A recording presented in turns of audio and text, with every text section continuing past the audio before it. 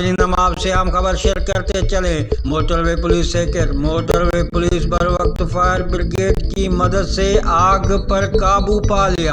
काजी अहमद के करीब national highway पर मजदा ट्रक के टायर्स में अचानक आग लग गई, जिसकी वजह से गाड़ी रोड के किनारे उल्ट गई।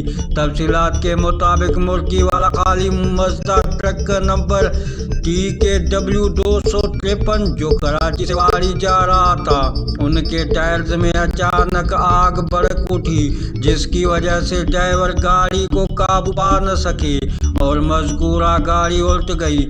मोटरवे के पेट्रोल ऑफिसर गुलाम असगर शाही और जूनियर पेट्रोल ऑफिसर किरण ने बर वक्त कार्रवाई करके फायर ब्रिगेड की मदद से आग पर काबू पा लिया और मजीद बड़े जानी और माली नुकसान से बचा लिया।